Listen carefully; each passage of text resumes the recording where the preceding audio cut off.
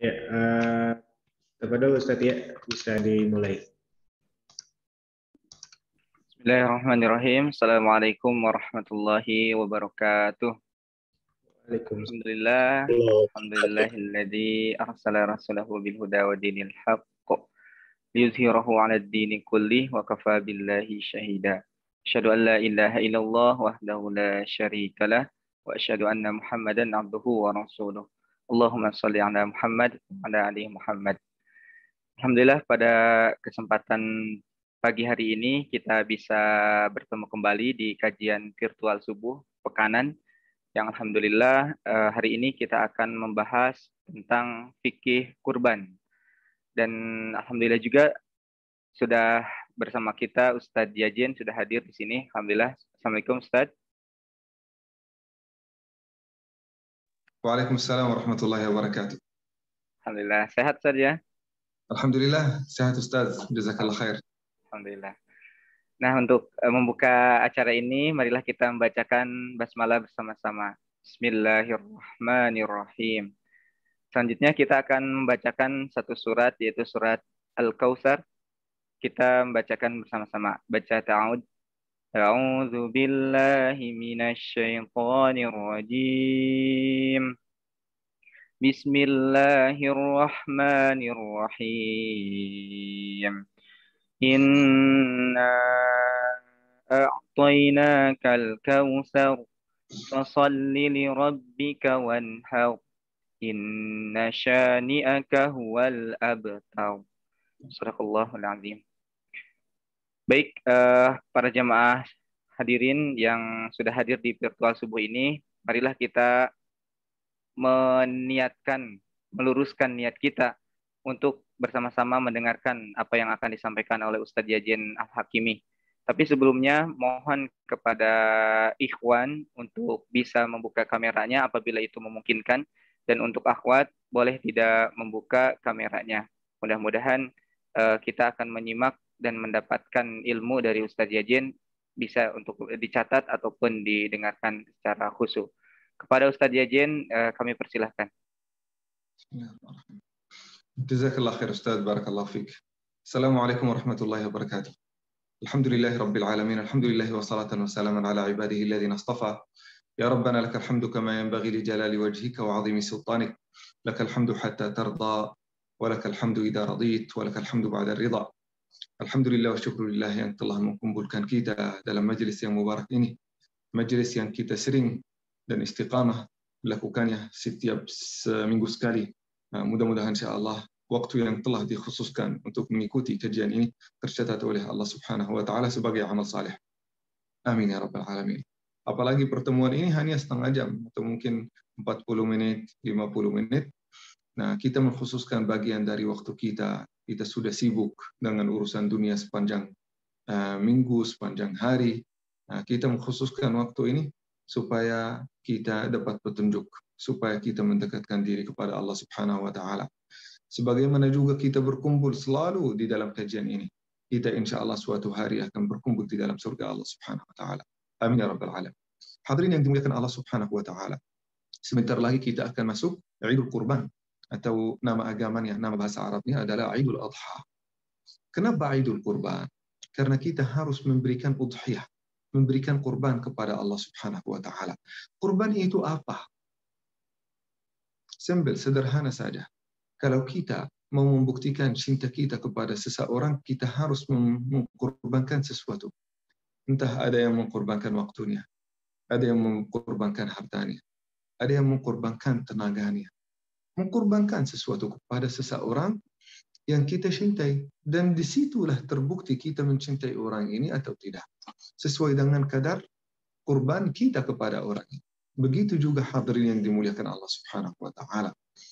Kita ingin membuktikan cinta kita kepada Allah Subhanahu wa taala, ayo kita berkorban. Berkorban itu sebenarnya secara umum itu kurban bukan hanya dilakukan di Idul Adha atau Idul Kurban. Kurban itu bisa kita lakukannya setiap hari, setiap menit, setiap detik, dan setiap jam. Tadi subuh kita mengkorbankan waktu istirahat kita supaya kita melakukan salat subuh.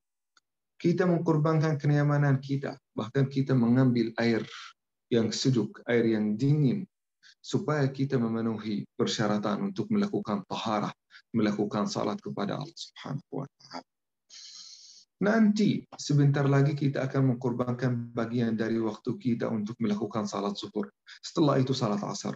Mengkorbankan bagian dari waktu kita, tenaga kita untuk mendirikan dan mendidik anak kita supaya menjadi anak yang saleh.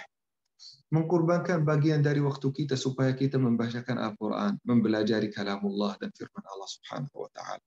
Pengorbanan itu setiap hari. Setiap hari kita bisa membuktikan cinta kita kepada Allah Subhanahu wa Ta'ala. Tetapi di dalam Idul Adha, Idul Qurban, ada ibadah yang sangat dicintai oleh Allah Subhanahu wa Ta'ala. Bahkan Rasulullah sallallahu alaihi wasallam pernah bersabda, "Laisa min ibadatin ahabbu ila Allah fi hadzal yawm min iraqati dam." Artinya apa? Tidak ada ibadah apapun yang tidak dicintai oleh Allah Subhanahu wa Ta'ala paling daripada kurban.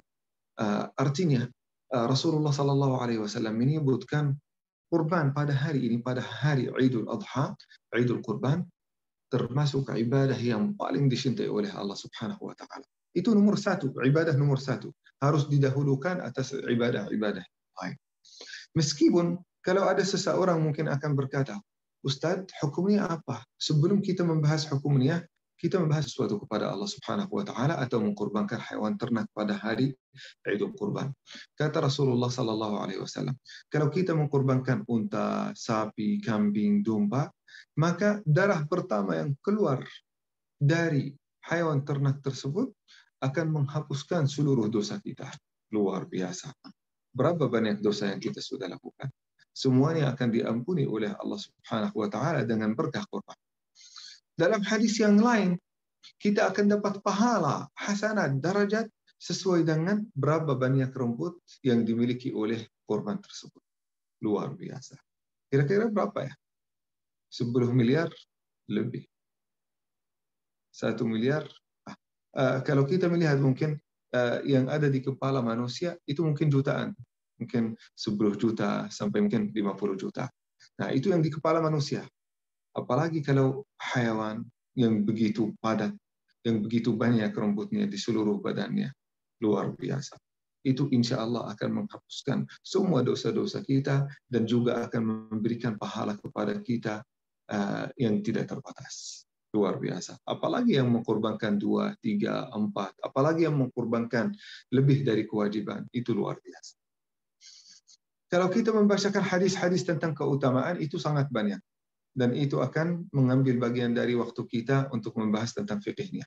Marilah kita masuk membahas tentang fikih kurban, supaya nanti ada waktu bagi yang mau tanya, yang bertanya atau mau diskusi. Yang pertama hukumnya. Hukumnya apa? Sebenarnya ada perbedaan di antara ulama.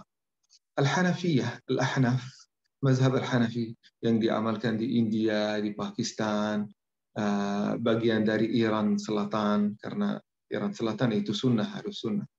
Dan Suriah, Turki, bagian besar dari Eropa mengamalkan dan mengikuti al-mazhab al-Hanafi. Dan hampir 40% dari umat Islam mengikuti al-mazhab al-Hanafi. Itu mazhab terbesar di seluruh dunia Islam. Nah, beliau berkata, wajib itu hukumnya wajib. Bagi yang ibadah kurban itu termasuk wajib. Tetapi 3 mazhab lainnya, dan ini termasuk qaulul jumhur, kebanyakan ulama, mereka berkata ini sunnah mu'akkad, sunnah yang telah dipastikan oleh Rasulullah sallallahu alaihi wasallam. Itu juga qaulul Hanafiyah, qaulul Hanbaliyah, wal Malikiyah, wal Syafi'iyah. Tetapi juga ada beberapa ulama-ulama dari Syafi'iyah dan Hanbaliyah atau Malikiyah, tetap mereka berkata itu wajib. Tetapi jumhurul fuqaha, kebanyakan ulama, mereka berkata itu sunnah muakkadah. Nah, itu tentang hukumnya. Nah, kenapa itu wajib? Al-Hanafiyah berkata wajib. Kenapa Syafi'iyah, Hanbaliyah, dan juga Malikiyah secara umum, mereka berkata itu sunnah.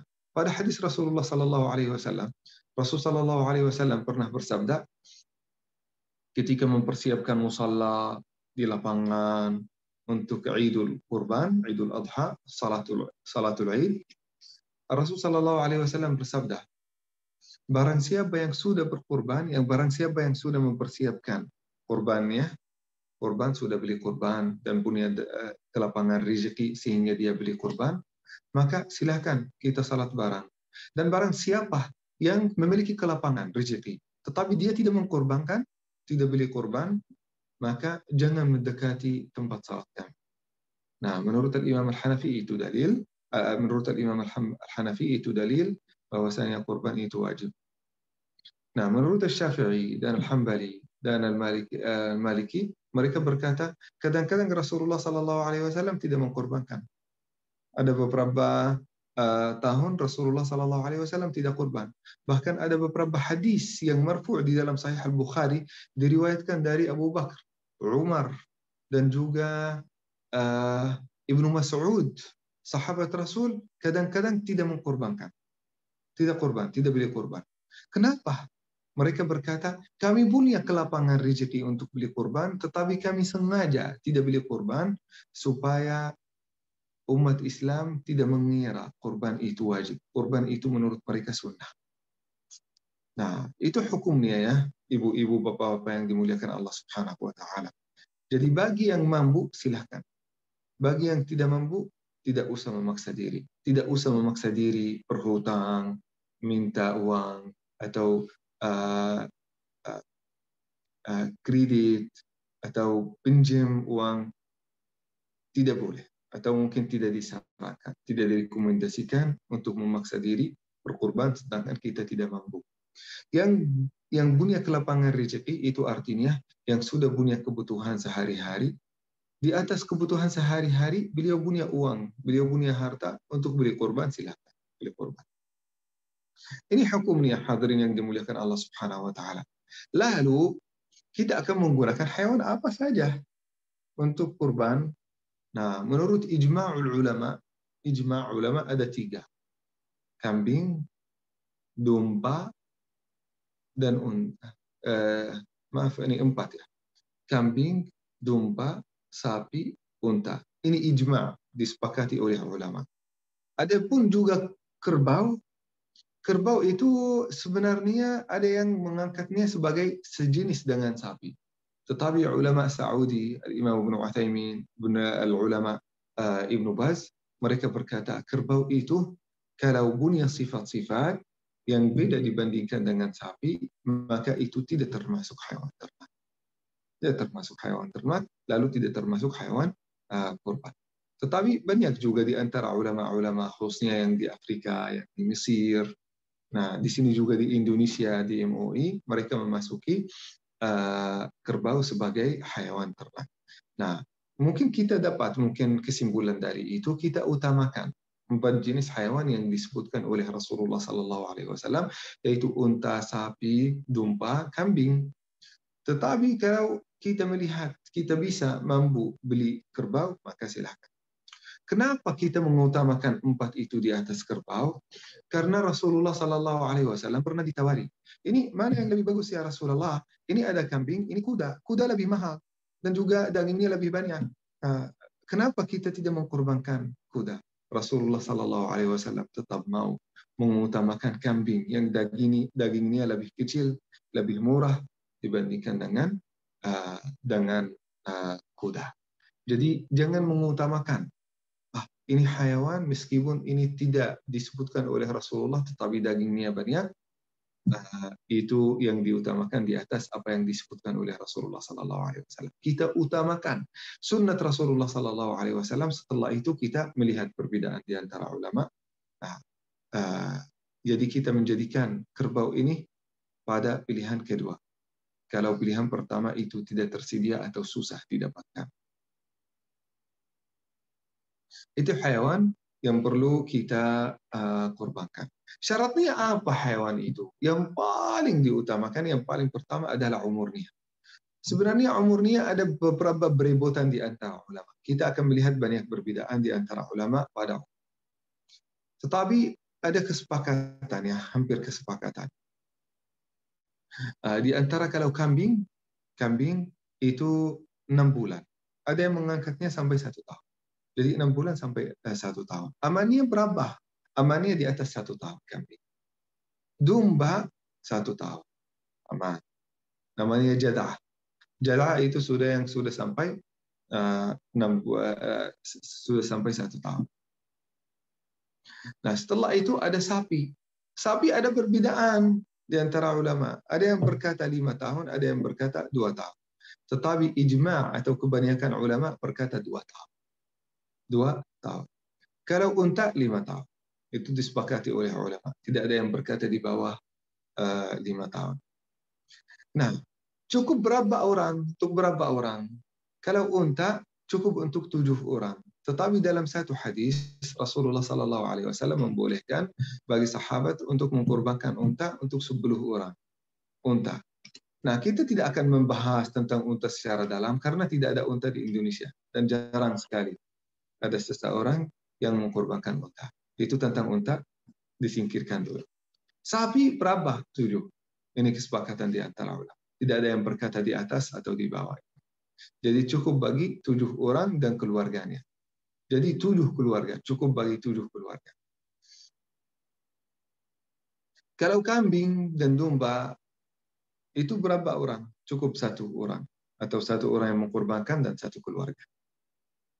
Nah, kalau besar seperti kadang-kadang domba Garut, itu kadang-kadang ya lebih besar daripada sapi ya. Tetap untuk 1 orang. Karena itu jenis domba yang diperintahkan oleh Rasulullah SAW cukup untuk 1 orang. Kerbau, gimana kerbau? Kerbau ini kalau kita menjadikannya 1 angkatan dengan sapi, maka kita menjadikannya untuk 7 orang atau 7 keluarga. Itu yang perlu diperhatikan. Tapi saya ulang lagi, kalau ini memiliki sifat yang beda dibandingkan dengan sapi, maka jangan didahulukan dulu. Jangan dilakukan dulu.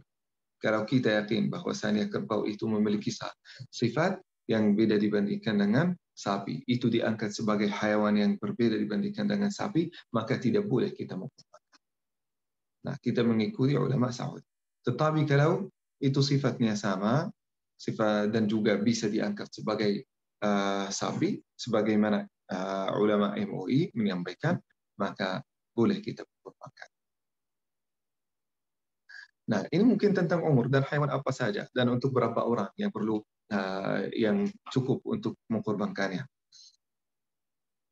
Lalu syaratnya apa? Syaratnya secara umum tidak ada aib dan kekurangannya. Tidak ada penyakitnya. Penyakit seperti apa? Penyakit yang kurus bisa jadi sampai tulang-tulang itu terlihat. Sakit sampai tidak bisa jalan. Lihat ya, sakit sampai tidak bisa jalan. Terganggu penglihatannya, pandangannya karena bisa melihat 1 mata. Melihat 1 mata. Atau pancing ya. Nah, itu tidak bisa jalan dengan 1 kaki. Jadi dia memiliki 4 kaki, salah satu jalannya, salah satu kakinya sakit sehingga tidak bisa jalan. Ini tidak boleh. Tidak boleh dijadikan korban. Tidak boleh dijadikan korban apabila penyakit itu, kalau meskipun dia masih kuat, apabila penyakit itu bisa tertular kepada manusia atau bisa membahayakan manusia, maka tidak boleh dikorbankan.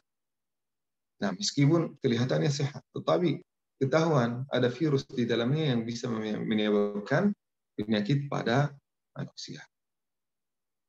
Nah, ada pun juga aib-aib yang makruh, yang membuatnya makruh.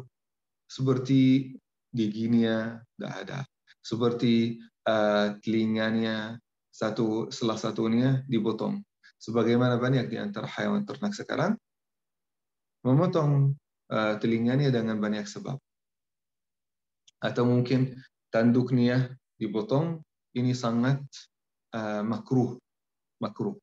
Tetap boleh kita dijadikan korban, tetapi sangat makruh. Kita utamakan yang utuh, yang sempurna. Kenapa yang sempurna? Wajar saja. Kalau ini karena saya sangat mencintai Ustaz Khalid. Ustaz Khalid, kalau saya mau memberikan kepada beliau hadiah, pasti saya akan memberikan kepada beliau hadiah sesuai dengan kemampuan saya, kan? Nah, tetapi jangan sampai saya memberikan hadiah itu yang kurang, yang ada aibnya, yang ada cacatnya. Misal saya punya kue,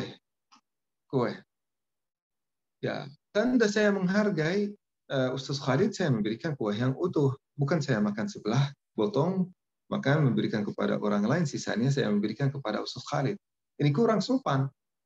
Nah, begitu juga hadirin yang dimuliakan Allah Subhanahu wa taala.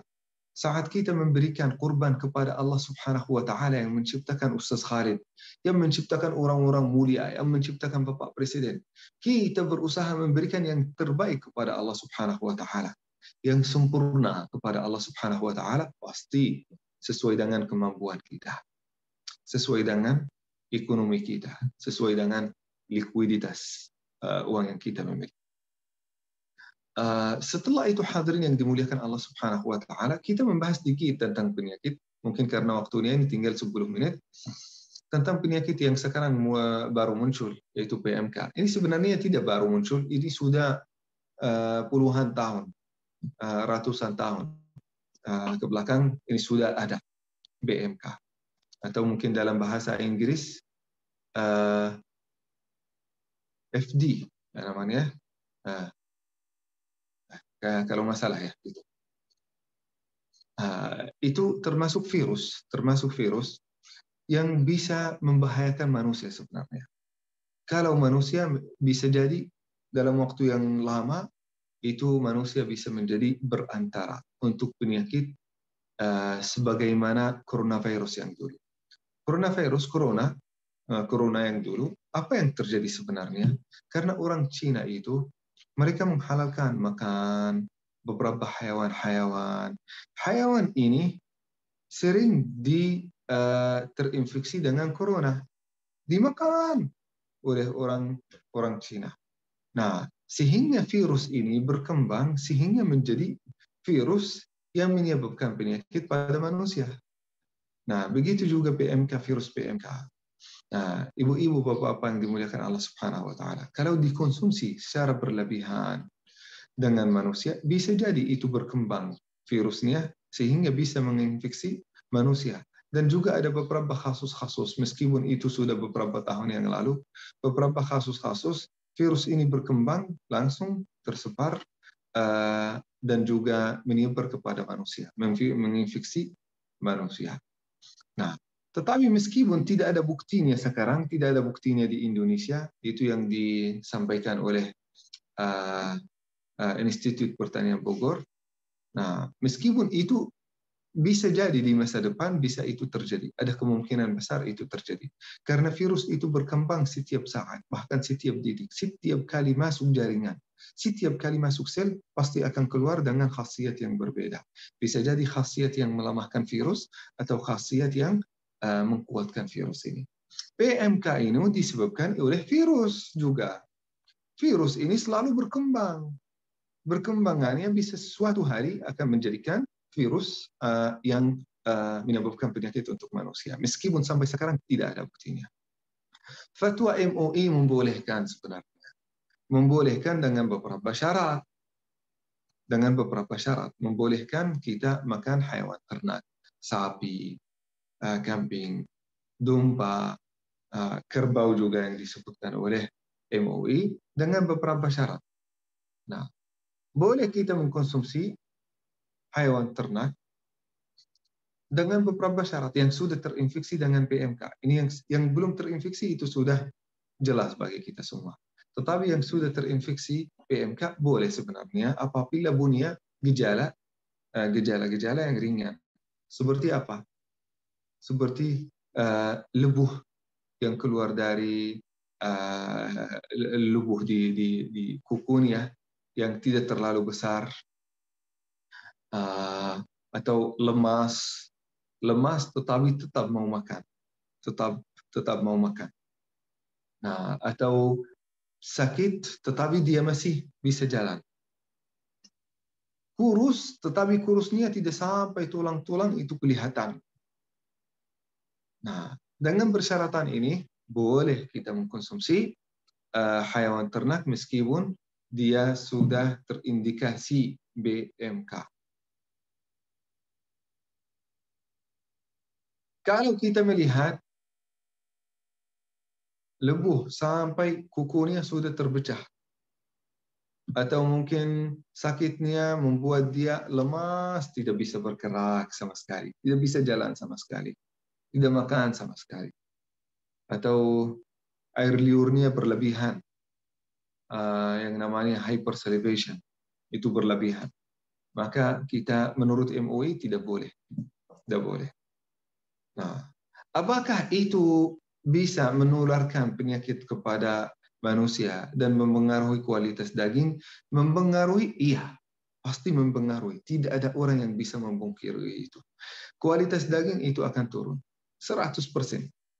100%. Nah, tetapi apakah akan menyebabkan penyakit kepada manusia sampai sekarang? Menurut ilmuwan-ilmuwan dan saintis di Institut Pertanian Bogor, sampai sekarang tidak. Nah, tidak menyebabkan. Tetapi saya sebagai bioteknologis, itu pasti kalau kita mengkonsumsinya, jutaan orang dan jutaan hewan ternak akan disembelih, akan dikurbankan, dan jutaan orang akan ikut memakannya dan juga bercampur dengan hewan ternak, itu pasti di masa depan akan menyebabkan pandemi.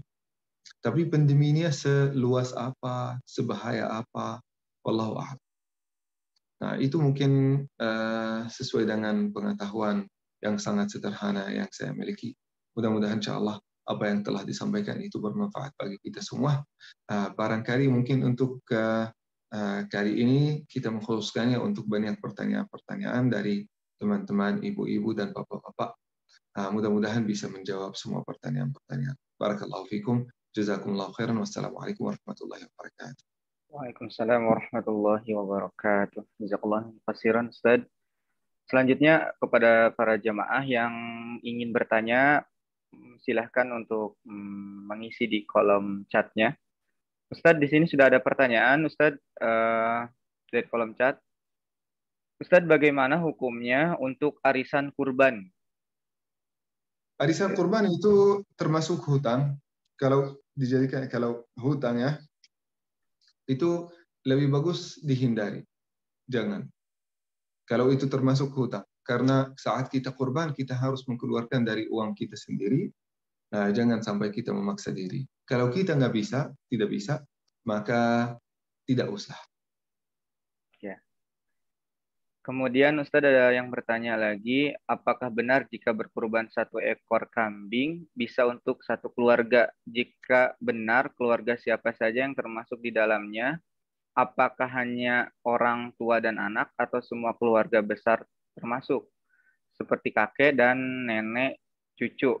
Kemudian jika patungan sapi 7 orang, jika kita salah satunya, apakah itu termasuk untuk semua keluarga atau satu orang saja? Satu keluarga yang kita tanggung nafkahnya. Misalnya kalau ibu, bapak, anak semua tinggal satu rumah sama kita dan satu orang yang bekerja, seorang suami bekerja dan menyediakan nafkah untuk mereka semua, maka satu kurban cukup bagi mereka. Satu ekor kambing cukup bagi mereka semua. Nah, meskipun kalau ada nenek, ada kakek yang ada di rumah itu yang bergantung pada satu orang untuk menyediakan nafkah, maka cukup untuk satu keluarga. Satu keluarga yang bergantung pada orang yang mengkorbankan. Nah, satu bagian dari 7 bagian sapi itu juga termasuk sama. Hukumnya seperti 1 ekor kambing, tidak ada bedaan. Nah, berikutnya. Bagaimana kalau ada 12 orang tetapi dibelikan untuk 2 sapi? Itu bagaimana, Ustaz? Boleh. Kan 12 orang itu kalau 2 sapi cukup untuk 17 orang yang mengkorbankan. Bukan orang, bahkan keluarga. Terus Ustaz ada lagi ini hukumnya orang yang berkurban untuk orang yang sudah meninggal, Ustaz. Nah, itu ada beberapa mungkin bedaannya. Misal, yang pertama, kita sekarang punya keluarga yang tinggal satu rumah. Maka kita mengkorbankan 1 kambing untuk mereka semua. Tetapi ada 1 orang yang sudah meninggal, udah beberapa tahun yang dulu. Boleh nggak? Tidak. Hanya untuk yang hidup. hanya untuk yang hidup. Nah, kalau kita ingin mengkorbankan sesuatu kepada yang sudah meninggal, ya udah korbankan satu lagi. Nah, untuk yang sudah wafat. Dengan niat itu kurban itu buat beliau, buat orang itu. Nah, beliau sudah meninggal, beliau mewasiatkan, tolong kalau saya tidak hidup sampai Idul Kurban, maka belikanlah satu kurban atas nama niat dengan niat pahalanya buat saya. Nah, maka itu boleh, khususnya kalau dia sudah menyediakan uangnya. Kalau belum juga menyediakan hartanya, nggak apa-apa. Kita boleh juga tetap kita mengkorbankan, karena di dalam hadis yang sahih, sedekah itu bisa sampai kepada orang mayit, orang yang sudah meninggal. Nah, kita bisa menjadikannya seperti sedekah ya. Banyak ulama menjadikannya seperti sedekah kurban ini. Jadi saat kita mengkorbankan bagi yang sudah meninggal, boleh. Nah, boleh. Asal kita tidak menjadikannya, kita mengkorbankan satu kambing untuk 7 orang yang tinggal di dalam rumah, dan juga ke-8 orang yang sudah meninggal, tidak termasuk. Nah, barakallah. Ustaz, kalau dari ininya kan ceritanya dari Ismail sama Ibrahim ya Ustaz ya, Nabi Ibrahim ya. Itu kan ini domba ya Ustaz ya. Itu lebih afdol sapi atau domba Ustaz? Nah, betul. Banyak ulama mendahulukan kambing atau domba. Mendahulukan karena Rasulullah Sallallahu Alaihi Wasallam sering melakukan melakukan kurban dengan domba atau kambing. Kebanyakan juga kambing. Dengan Rasulullah Sallallahu Alaihi Wasallam sering melakukannya. Tetapi membolehkan Rasulullah Sallallahu Alaihi Wasallam untuk mengkurbankan sapi dan unta.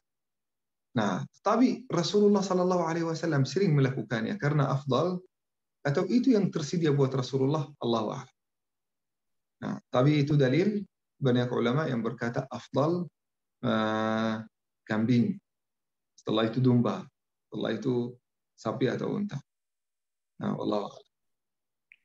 Baik Ustaz. Pada jemaah, silakan ada lagi pertanyaan, boleh di kolom chat.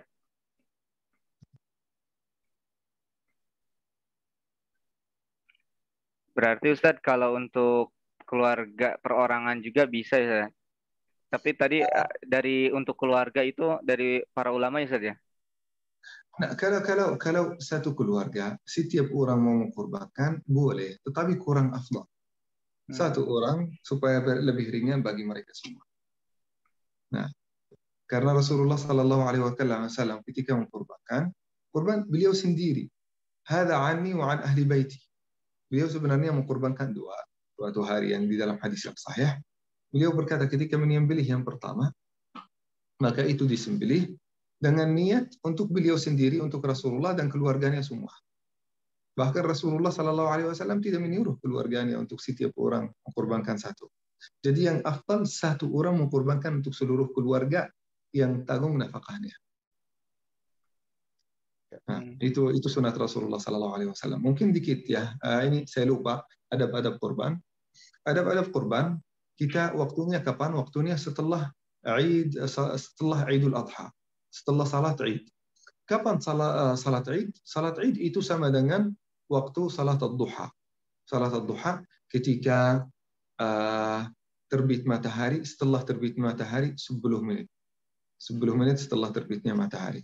Itu waktu salat Id. Setelah kita melakukan salat Id, maka boleh kita mengkorbankan. Jadi tidak boleh kita mengkorbankan kurban sebelum salat Id. Tidak boleh. Ya, itu termasuk sedekah, tidak termasuk kurban. Kita melakukannya setelah. Sampai hari apa? Hari ketiga Id. Hari pertama, hari kedua, hari ketiga. Ini ayyamut tasyrik. Nah, setelah itu waktunya kapan saja. Yang penting setelah salat Id.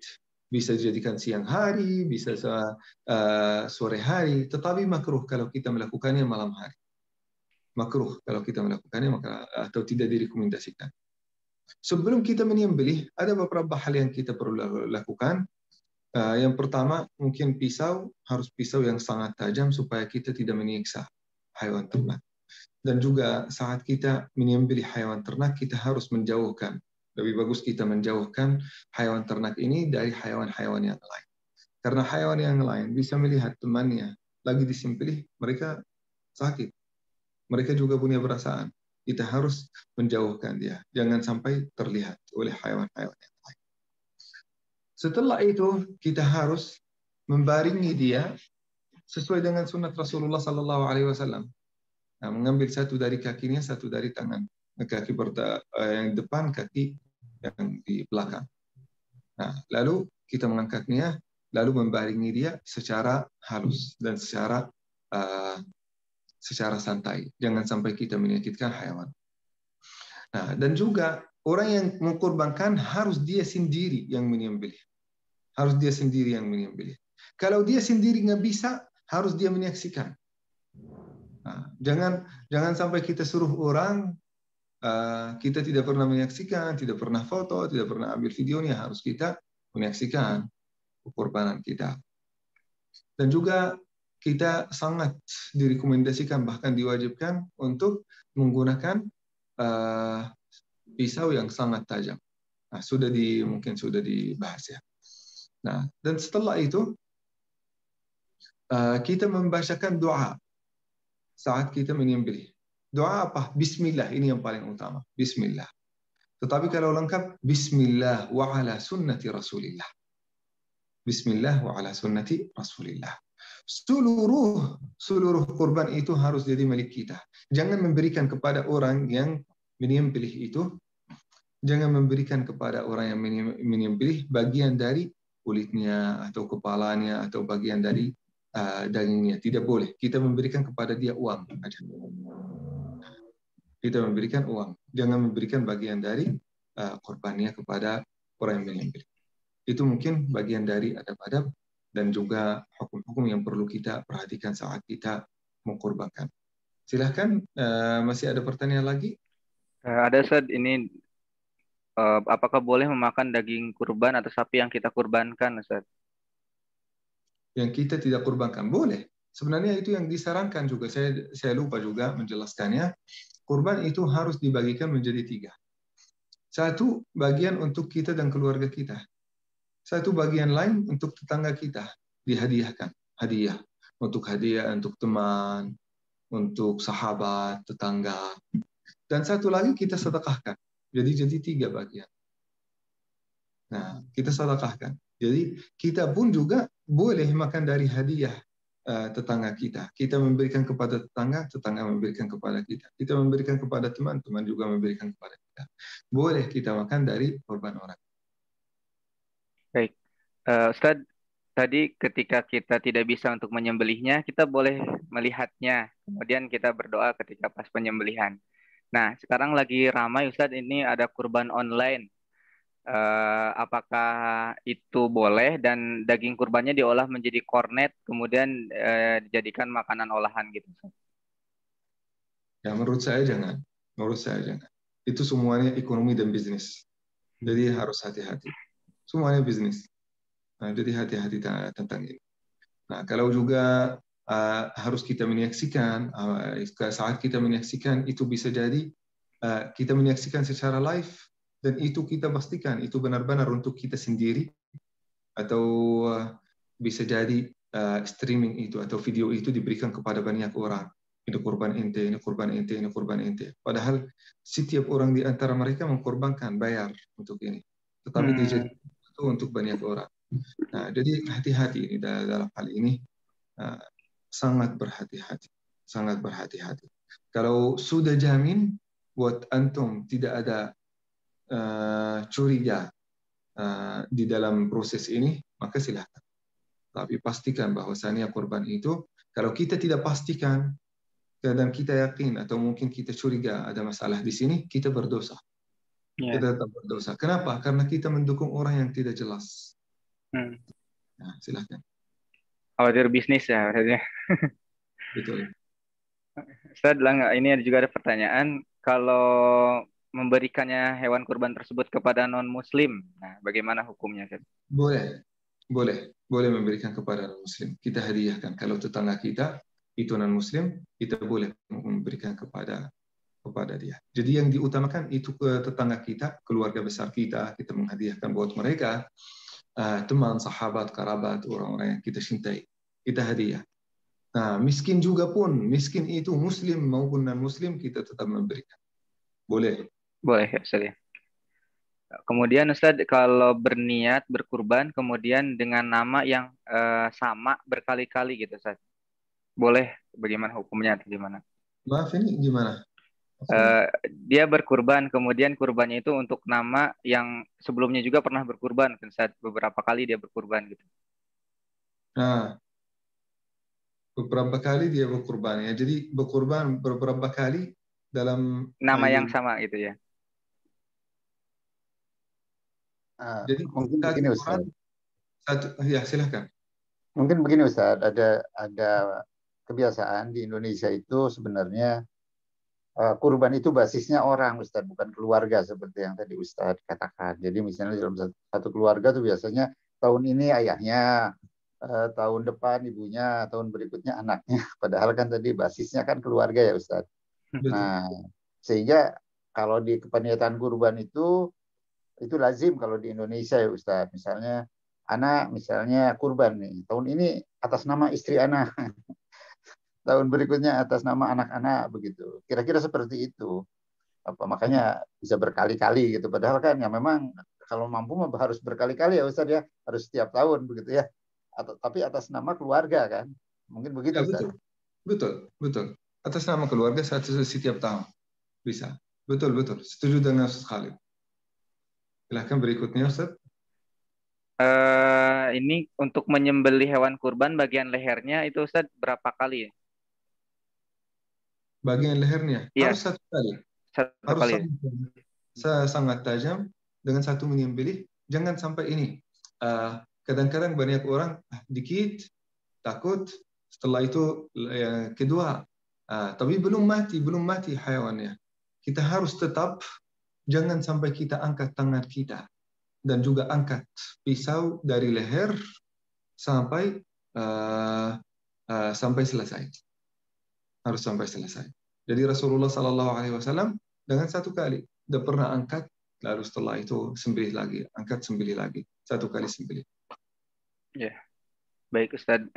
Ini tadi yang nanya online lagi, berarti tadi yang online itu Ustadz dipastikan bukan bisnis ya Ustadz ya. Terus lebih baik kita menyaksikan langsung gitu ya untuk penyembelihannya. Betul Ustadz. Terima kasih Ustadz. Alhamdulillah waktu sudah menunjukkan 6.13. Kita sepertinya sudah waktunya sudah habis dan sudah tidak ada lagi pertanyaan. Untuk itu Ustadz mohon untuk memimpin doa di penghujung acara kita. Silakan. Jazakallah khair, barakallahu fikum. Alhamdulillahi rabbil alamin. Alhamdulillah wassalatu wassalamu ala ibadihi alladhina istafa. Allahumma ij'al tajammu'ana hadha tajammu'an marhuma waj'al tafarruqana min ba'dihi ma'suma ya arhamar rahimin. Allahumma taqabbal minna ibadatina wa taqabbal minna qurbanana وتقبل منا أضحيتنا وتقبل منا صلاتنا وصيامنا وأعمالنا الصالحة يا رب العالمين. آمين يا رب العالمين. آمين يا رب العالمين. اللهم استجب. سبحان ربك رب العزة عما يصفون وسلام على المرسلين والحمد لله رب العالمين. Alhamdulillah. Jazakallahu khairan Ustaz. Semoga sehat terus. Amin ya rabbal alamin. Mudah-mudahan kita bisa ketemu lagi minggu depan Ustaz. Insyaallah, ayakum insyaallah. Jazakallah khair. Assalamualaikum. Waalaikumsalam warahmatullahi wabarakatuh. Saya izin live, barakallahu fikum. Assalamualaikum. Waalaikumsalam. Alhamdulillah. Ya, Ustaz. Ya, diumumkan juga kepada jamaah yang akan menitipkan hewan kurbannya ke Al-Irsyad, insyaallah. Begitu ya, kami dari Al-Irsyad Islamiyah Kota Bandung siap untuk menampung dan mendistribusikan hewan kurban Ibu dan Bapak. Silakan nanti hubungi panitia atau hubungi Pak kami begitu ya. Jika ada hajat untuk berkurban melalui Al-Irsyad Islamiyah Kota Bandung. Itu saja. Baik. Terima kasih Ustaz Khalid dan terima kasih juga para jamaah yang sudah hadir di acara virtual subuh ini. Mudah-mudahan kita bisa bertemu kembali di acara pekanan minggu depan insyaallah. Dan tidak lupa tadi saya mengingatkan juga ya untuk para hadirin yang ingin menitipkan hewan kurban kepada Al Irsyad, kita menerimanya dan kita insya Allah akan menyalurkan kepada orang-orang yang membutuhkan di sekitaran Al Irsyad. Dan mudah-mudahan kita juga diberikan kesehatan Allah Subhanahu wa taala, bertemu kembali dan bisa melaksanakan ibadah kurban. Amin ya rabbal alamin. Terima kasih. Kita akan tutup dengan bacaan hamdalah. Alhamdulillahirabbil alamin dan doa akhir majelis. Subhanakallahumma wa bihamdika asyhadu an la ilaha illa anta astaghfiruka wa atubu ilaik. Assalamualaikum warahmatullahi wabarakatuh. Waalaikumsalam warahmatullahi wabarakatuh.